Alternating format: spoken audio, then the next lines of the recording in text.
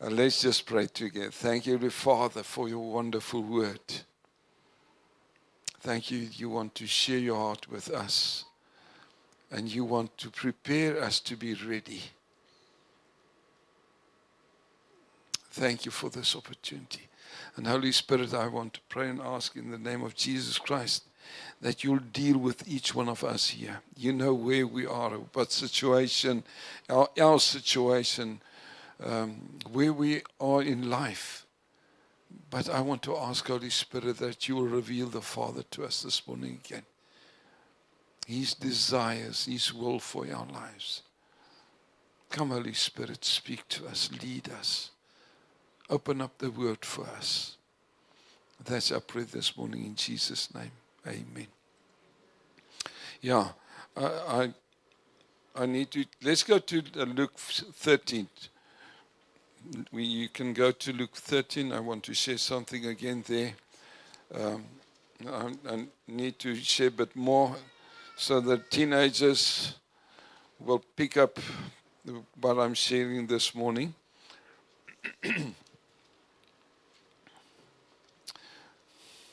Right, I'm not going to read. We're going to. I want to explain something before we're going to read. Last week I spoke to you concerning death, teenagers. Sad to say, or glad to say, we're going to die. Each one of us are eventually going to die. It doesn't matter how old you are or how young you are. We're all going to die. As sure as you see me, we're going to die. All of us is going to die. And it's not negative. Remember, I think it's Spurgeon that said, when we're born to die. But when we die to live. When we're born, it's a process of dying, and eventually we'll die. But the moment you die as a Christian, you will live, and you will live forevermore. And sad to say, those who don't believe in Jesus Christ, they will live for eternity in hell. And I want to share this with you. It's my responsibility. I said last week to you, my responsibility is to prepare each one of us that we will be ready the moment we die. There was a lady last week, a week before, that passed away in our church. Young lady. In her 30s. That's the reality. That's the reality. And my responsibility for you is to be ready when you die. Remember, I told you an exam paper that I wrote. We went to the library and we saw that this lecturer uses only the old exam papers of the previous year he gave to us. And so me and my roommate, Joseph Thomas, we saw this. And that means for that exam we were ready. Why? We knew what he's going to ask us. And I want to give you the questions he's going to ask us when you die. When you open up your eyes before his throne, he's going to ask you two very important questions. The one is he's going to ask you, what did you do with my son, Jesus Christ? Very important question he's going to ask us. And I said it's not a question, he will know. But I need to prepare you when you die that you will be ready. He's going to ask you, each one of us, what did you do with Jesus Christ? Amen. Very important. And that the meaning of that is you need to be born again. And that's what I testify. After last week's sermon, somebody came to see me and say, Pastor Chris, I'm going to hell. I'm not saved. I'm a church member. I'm not this member. I'm somebody going to church, but I don't know Jesus. And I could lead him to Christ and save out of the kingdom of darkness. My brother and sister, and I'm sharing this with you because I love you. If you see somebody in a building burning, you will scream out of your lungs as hard as possible to get that person out of the fire. And this is what I'm going to do this morning. I'm going to scream at you. See, and ask you, be ready. Because one day, you're going to greet this place and you're going to go to heaven or to hell. The atheists love it to say there's no heaven, there's no hell. They're lying. God said, Jesus said, there is a hell. Let's read this. And that, what's amazing here, before even we read, last week I told you that it's not if you know God or Jesus Christ. What's more important, does He know you? And I was amazed when I went through this scripture again. Jesus explained this to them. Let's go to Luke 13, verse 22. Luke 13, there's Bibles available. There's still 7 Bibles. If you want to borrow a Bible, you're welcome to quickly go there and take one of these Bibles and just to read with us. We're at Luke 13, verse 22. And he went through the cities and villages, teaching and the journeying towards Jerusalem. Then one said to him, Lord, are there few who are saved? Amazing question that he was asking. I would have asked, Lord, are there a lot of people going to heaven? But he's asking, Lord, are there few who are saved? And he said to them, Jesus answering, strive to enter through the narrow gate, for many, I say to you, will seek to enter and will not be able. Then once the master of the house has risen up and shut the door, and he's talking to the guys, and you began to stand outside and knocking on the door, saying, Lord, Lord, open for us. And he will answer you and say to you, I do not know you, where you are from. Then you will begin to say, we ate and drank in your presence, and you taught in our streets.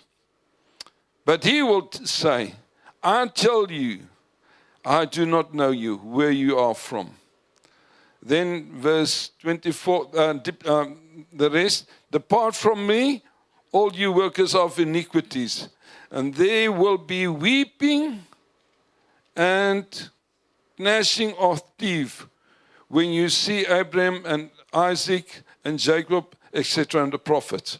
But what's amazing to me, Jesus telling these guys, listen, I don't know you. And when I went home last week, I said, Lord, but how will you know who belongs to you? Because there's a lot of people proclaiming, and this is exactly what Isaiah said this morning. There are people proclaiming they are born again, but they're not. Now Jesus telling here in this story, parable, when somebody asked him, Jesus told him, but I don't know you. They thought they knew him. So I asked the Lord, Lord, how will you know who belongs to you? And the answer the Lord gave me through His Spirit was two things. He said, Chris, I know my body. As you know your own body, so I know my body very well. Remember, He's the head and the church is His body. Jesus Christ will know if you belong to Him, if you're part of His body.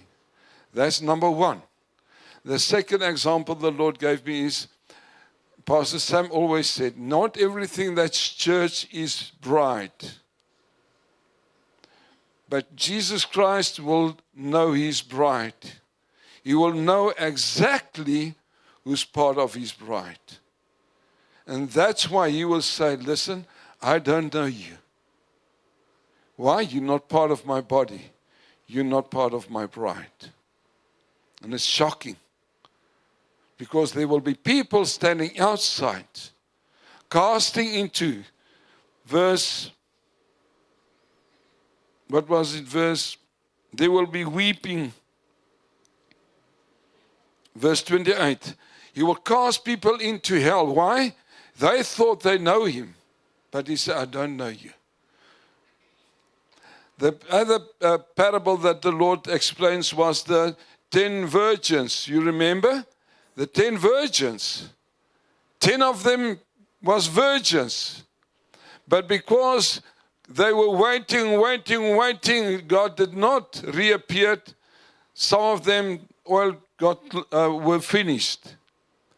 And they were not prepared. And Jesus said to them also, when the door was closed, he said, I don't know you. My brother and sister, what I'm saying to you this morning is, you better have a loving relationship with Jesus Christ. It's not if you know him, he needs to know you by name. And the only way for him to know you if you spend time with him. I'm begging you, I'm talking to you. It's important. I need to warn you. To remember, I'm sharing the word. I'm warning you. There comes a day when you will close your eyes. And you will open your eyes before him. And he will ask you, what did you do with Jesus? Is he the Lord and the King of your life or not? Let's be prepared.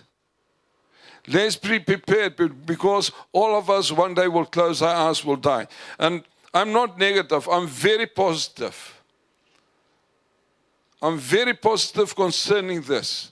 We need to be ready for that. Then in Luke 16, let's go to, remember he spoke, let's stay with 13, where he's talking about verse 28. He said, when you see Abraham, Isaac, and Jacob, and all the prophets in the kingdom of God. He's talking about, listen, he's talking about of those who were not in the kingdom. They saw the ones that was in the kingdom. They saw Abraham and Isaac and Jacob. Let's go to chapter 16. Chapter 16, look, we're still at Luke 16, from verse 19. I'm not going to read. This is not a parable. It's a story that Jesus is telling them. He's talking about the rich man with purple fine linen. And then he's talking about the beggar named Lazarus. Let's go to verse 22. So it was that the beggar died, that's Lazarus, and was carried, listen carefully, and was carried by the angels to Abraham's bosom. Amazing.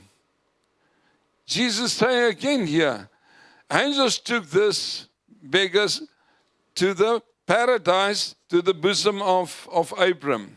And the rich, we go on, read on, and the rich man also died and was buried. A huge funeral because he was a rich man. That's my conclusion. And being in torment in Hades, he lifted up his eyes and saw Abraham afar off and Lazarus in his bosom. Again, here we can see people that's not in heaven, that's in Hades. They could see those who were in heaven at the bosom of Abraham. I believe it is in paradise at this stage. Remember, Jesus did not die at this stage, but they were in paradise at the bosom of Abraham. But for me, amazing. Those who are lost, they could see the ones who were saved. But we know the whole story is the rich man asked him, send people to convince my brothers that they will believe in Jesus Christ. And Abraham said it's not possible. Right, and I don't want to go into that. But what's amazing to me is that the ones who were in Hades, they could see the ones in heaven. And this is, remember, I'm talking that there's two questions. We must be ready. The first one, Jesus is going to ask us, what did you do with Jesus? God the Father, what did you do with Jesus? Number two is, What did you do with what I gave you? You see, our responsibility, our purpose, and I've preached this a lot, our purpose here on earth is to be light and salt, to establish God's kingdom here on earth. What's very important for me and for you, and I need to teach you, and I'm telling you this over and over again, your responsibility is to establish His kingdom here on earth through my life. Amen? That's our purpose. And guess what? There will be rewards. Remember, let me just clarify this. Only the name of Jesus Christ can take me to heaven. But there will be rewards for those who are believers. Let's just go to 1 Corinthians 3. And I'm not going to read the whole story. I just want to show you there. 1 Corinthians 3.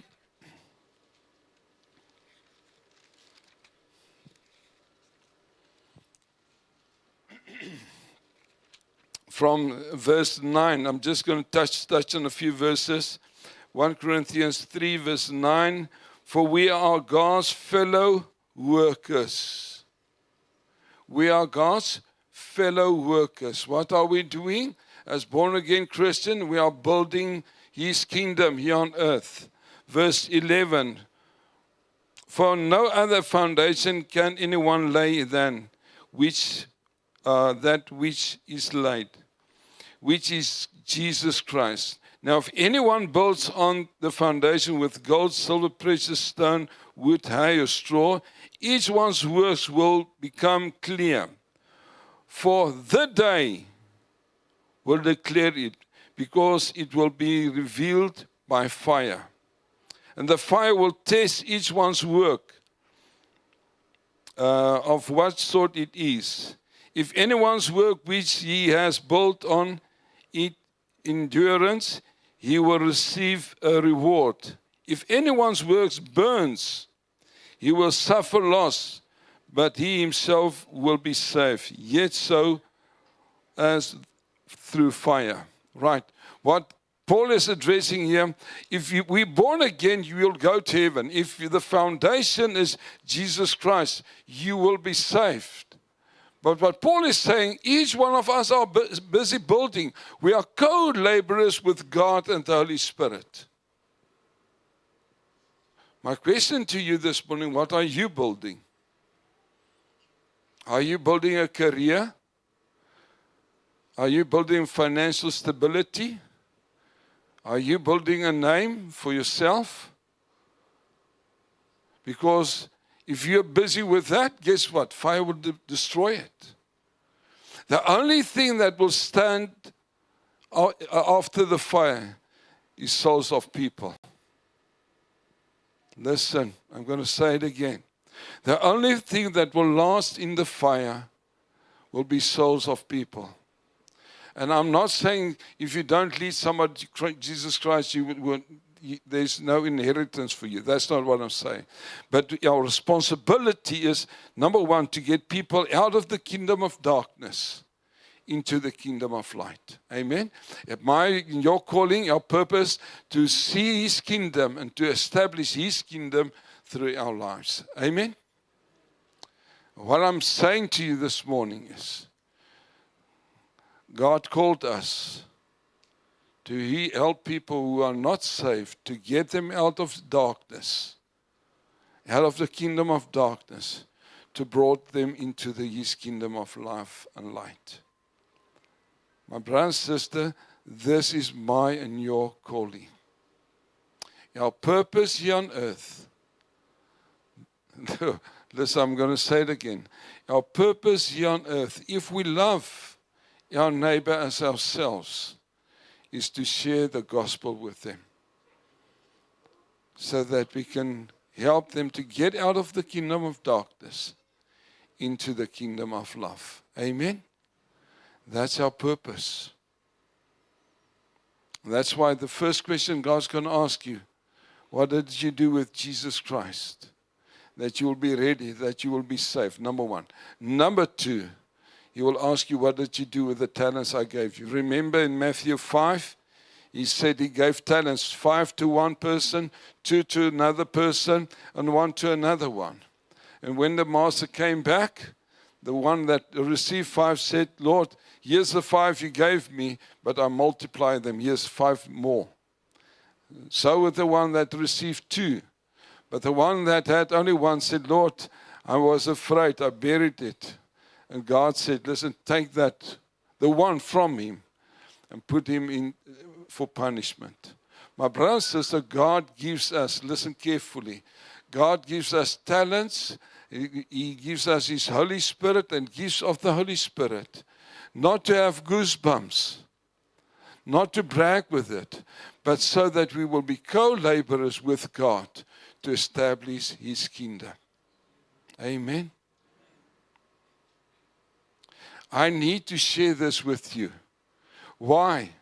I don't want you one day to be in hell, looking at Pastor Chris in heaven at the bosom of Father Abraham and say, Pastor, why didn't you tell me this?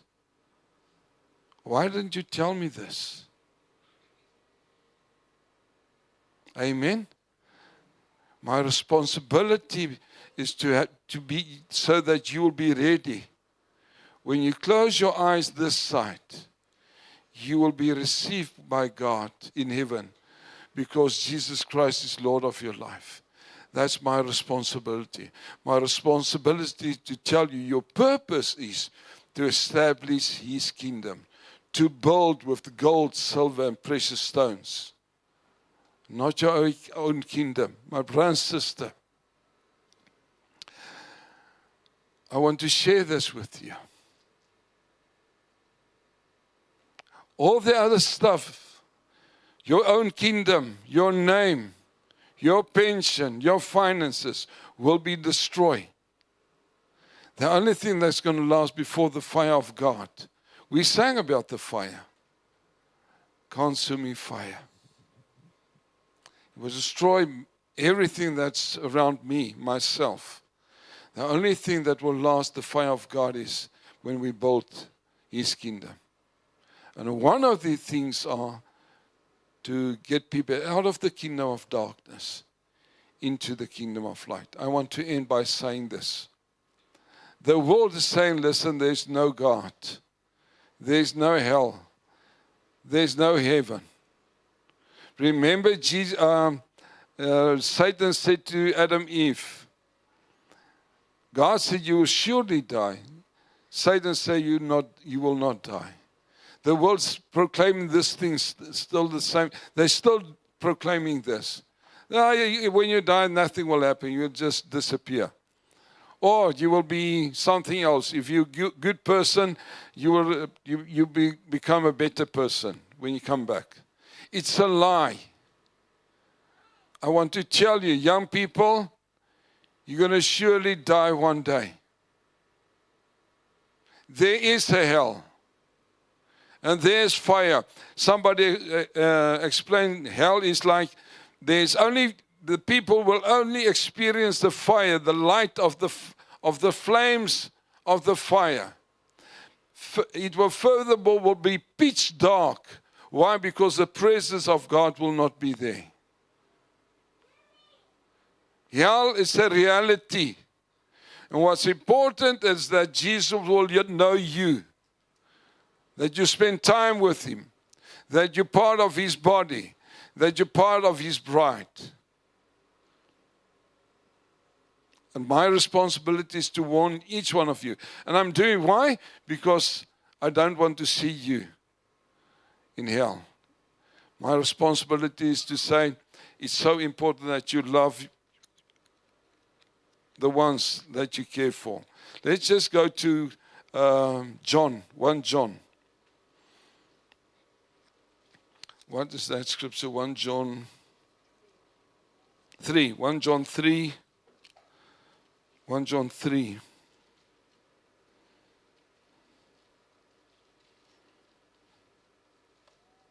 One John 3 verse 13. 1 John 3 verse 13, 14. It reads as follows. 1 John, the back of the Bible, verse 13. Do not marvel, my brethren, if the world hates you. Verse 14, we know that we have passed from death to life because we love the brethren. He who does not love his brother abides in death. Whoever hates his brother is a murderer, and you know that no murderer will enter life abiding in him. That means why I'm ending with this scripture, my brother and sister. I'm not saying it's not a program to share the love of Christ with people. You need to love them. I did tell you this story, and I want to tell you again this morning. When I was playing squash, there was a lot of guys that were diamonds, but they were lost. Most of them. And I start praying for them. And one evening, one morning, early morning, around 3 o'clock, as I was praying, I just sensed the Holy Spirit told me, stop praying for them. And I said, Lord, but why do you want me to stop praying for them? I thought, this is your will. Then I sensed the Holy Spirit tell me, you need not just to pray for them because I ask you to pray for them. I want you to pray for them because you love them. Because you love them. That's why you're praying for them. And it changed my heart. My life changed. My brother and sister, we praying for those who are lost. Your son, your daughter, your father, your mother, your family. That's not yet in the kingdom of God. We're praying for them because we love them. And I warn you, because I love you, I want to say, my brother and sister, let's be ready. Let's be ready. Make sure that Jesus Christ is Lord of your life and that He knows your name. I want us to play a song. Can you just put off the light there for me, please, ma'am? I want to play a song for you. And whatever you feel in your heart, if you feel this song is talking to you, talk to the Lord. Say, Lord, here I am. Send me. Thank you, Tsepo. Dion?